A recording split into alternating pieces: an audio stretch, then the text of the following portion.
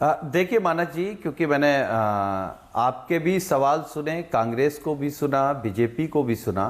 मैं केवल ये कह सकता हूं कि सदन में बहस हो किसी मुद्दे पर या सदन सही से चले, ये सबसे बड़ी जिम्मेदारी सरकार की होती है।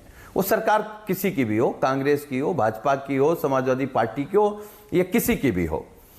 लेकिन वो सरकारें जिनके पास जवाब नहीं रहता है, क्योंकि मालूम है कि किस विषय पर बहस होनी है, तो फिर उनके प्रवक्ता एक्ट लेकर के आ जाते हैं। मैं भी संजू वर्मा जी को सुन रहा था, उन्होंने कहा कि जो हमारी राष्ट्रीय सुरक्षा पर है वो इंदिरा जी एक्ट लेकर के आई थी, हम उस पर बहस नहीं कर सकते। ठीक है, आप उस पर बहस मत करिए। महंगाई पर आप क्यों भागते हैं? कौन कांग्रेस एक्ट लेकर के आई थी? बेरोजगारी पे कौन सा एक्ट आया था कि आप बहस नहीं करना चाहते? आप जो हमारे आपके या आम आदमी के असल मुद्दे, उस पर भी तो बहस नहीं कर रहे हैं। और एक सवाल और है, जब सवाल देश की सीमा का हो और हमारे देश की सेना का हो, तभी कांग्रेस भी कह रही थी कि हमारे समय सेना ऐसी थी, बीजेपी कह रही हमारे समय सेना ऐसी थी। सेना तो देश की है, सरकारें आती हैं जाती हैं, कभी कांग्रेस रहेगी कभी भाजपा रहेगी, सेना नहीं बदलने वाली, देश नहीं बदलने वाला।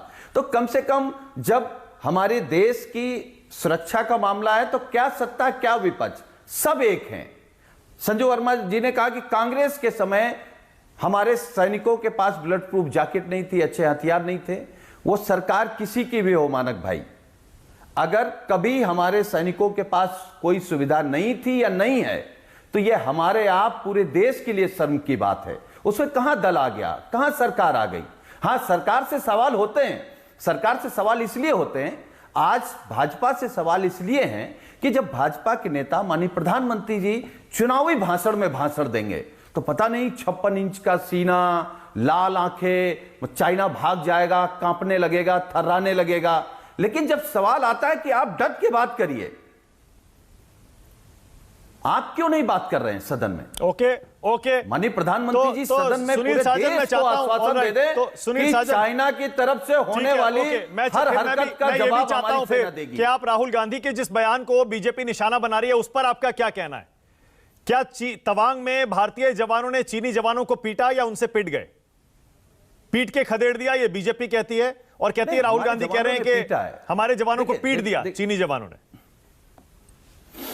देखिए मानक जी, हम केवल ये कह सकते हैं कि हम हो, आप हो या पूरा देश हो, कोई इस बात को सोच भी नहीं सकता या सुनना भी नहीं चाहता। मेरा कहने का मतलब, कोई नहीं सुनना चाहता है कि हमारे देश का सैनिक पिट गया।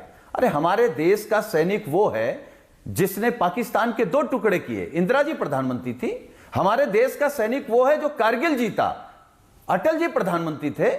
हमारे देश के सैनिक जब मोदी जी प्रधानमंत्री तब भी जवाब दे रहे हैं। तो मुझे लगता है कि जब देश की सेना का और देश की सीमा का सवाल आए, तो सरकार विपक्ष हमको बहुत बढ़िया वारिस पठान।